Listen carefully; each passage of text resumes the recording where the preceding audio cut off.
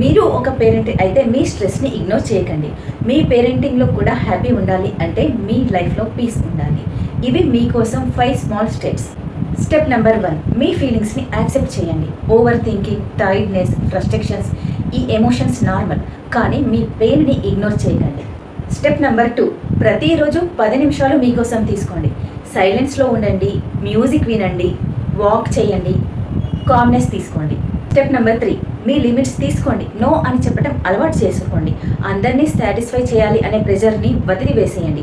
మీకు ప్రయారిటీ ఇవ్వండి. Step number 4, పిల్లలతో స్పోర్ట్స్తో ఓపెన్గా మాట్లాడండి. మీ స్ట్రెస్ని షేర్ చేయడం బాండింగ్ని పెంచుతుంది.